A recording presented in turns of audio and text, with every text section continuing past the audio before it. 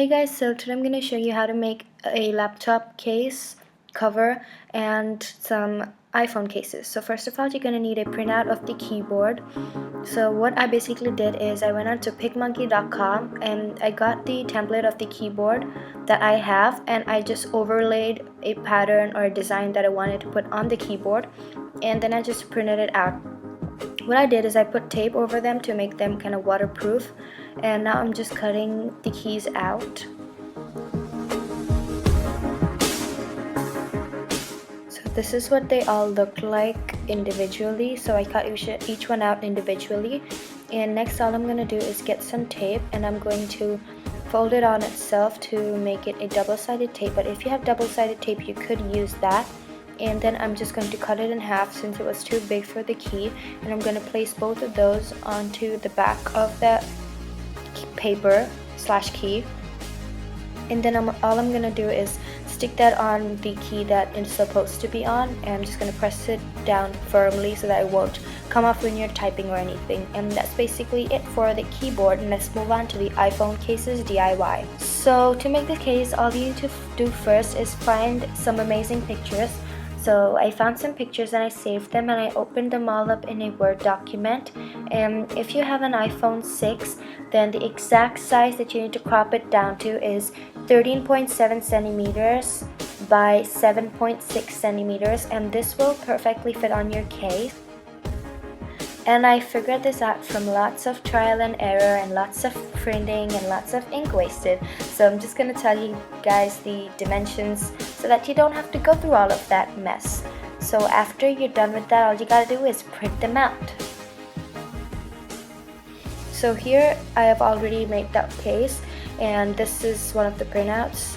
So all I first do is I get the printout of the case I already have, and I'm just going to line it on where I want it to be.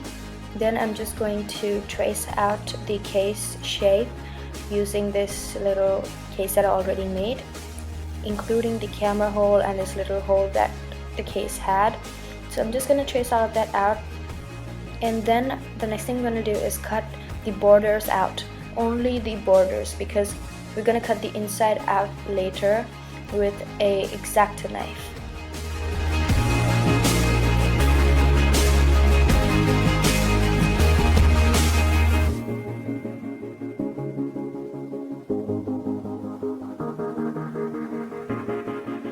So this is the sort of X-Acto knife that I have. It looks like a normal pen, but the end is super sharp.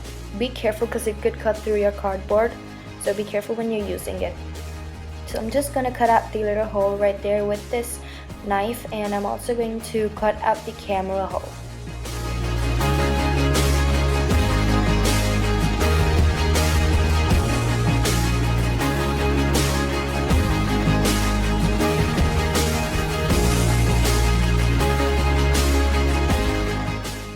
Now it's ready to be put in its case. I have this marble case on, so I'm just going to take that out, and you can see that the marble was just the paper.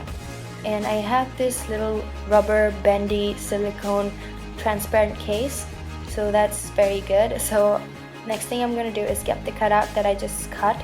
I'm just going to place it inside. Most people glue it down, but I would say why glue it when you can make bajillions of cases. So after I put that in, I'm just going to put my phone back into the case, and this DIY is like endless. You can make as many cases as you want, print out stuff you can draw things on, and I just love this idea so much of using the transparent case. So make sure that your design doesn't cover the camera, and that is it for this phone DIY.